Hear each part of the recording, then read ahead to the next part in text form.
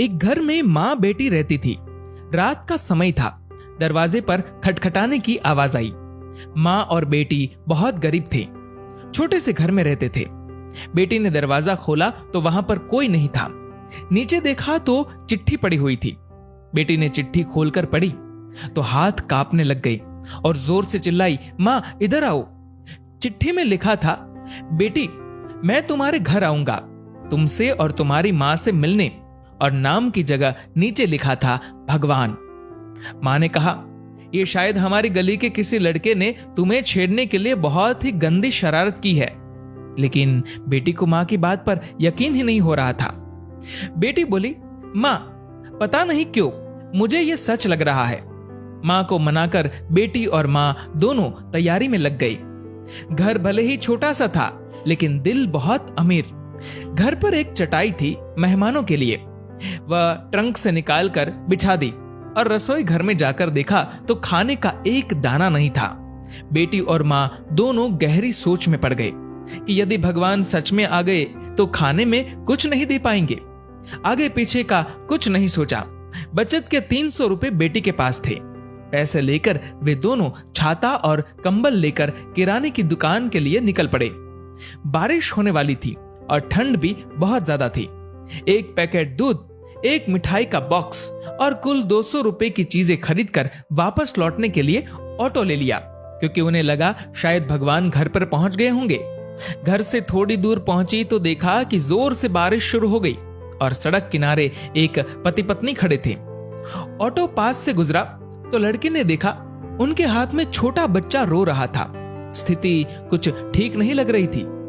Auto घर के दरवाजे पर पहुंचा।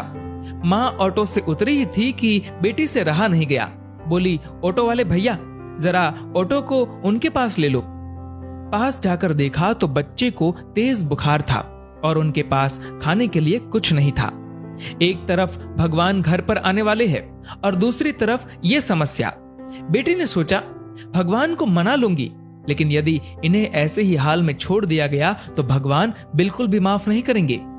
बेटी ने जो जो खरीदा था सब उनके हाथ में थमा दिया और तो और बचे हुए 50 रुपए भी दे दिए और बोली, अभी मेरे पास इतने ही है, इसलिए रख लीजिए।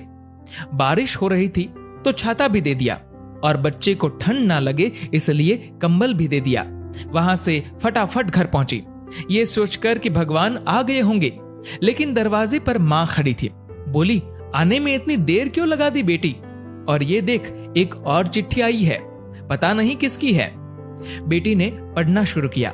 उसमें लिखा था, बेटी आज तुमसे मिलकर बहुत खुशी हुई। पहले से दुबली हो गई हो लेकिन आज भी उतनी ही सुंदर हो। मिठाई बहुत अच्छी थी और तुम्हारे दिए हुए कंबल से बहुत आराम मिला। छाता देने के लिए धन्यवाद।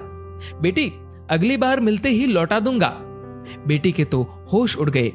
निशब्द होकर पीछे मुड़कर सड़क किनारे देखा तो वहां कोई नहीं था। चिट्ठी में आगे लिखा था, इधर उधर मत ढूंढो मुझे, मैं तो कण कण में हूं। जहां पवित्र हो सोच, मैं हर उस मन में हूं। यदि दिखे कोई जरूरतमंद तो मैं उस हर जन में हूं। बेटी जोर से रो पड़ी और मां को सब बताया। दोनों बहुत भावुक हो गए और पूरी रात सो नहीं पाए। दोस्तों, अब आप सभी से एक प्रश्न है, क्या ये बेटी सच में गरीब थी? सोचिए और अपने दिल से इस सवाल का जवाब दीजिएगा, क्योंकि व्यक्ति मरने के बाद अपने साथ पैसे नहीं बल्कि कर्म लेकर जाता है, और जरूरी नहीं कि हर पैसे वाला व्यक्ति अच्छे कर्म लेकर जा रहा हो। इसीलिए कोशिश करें कि पैसों से अमीर हो या गरीब, लेकिन कर्मों से अमीर जरूर बने। दोस्तों, इस कहानी को लेकर आपकी क्या राय है, नीचे कमेंट करके जरूर बताएगा। और अगर आपको ये वीडियो अच्छा लगा हो तो इस वीडियो को लाइक करेगा और शेयर करेगा। और ऐसे ही और भी इंस्पिरेशनल वीडियोस के लिए सब्सक्राइब करें हमारे यूट्यूब चैनल को और फेसबुक पर फॉलो करें हमारे पेज को। धन्यवाद।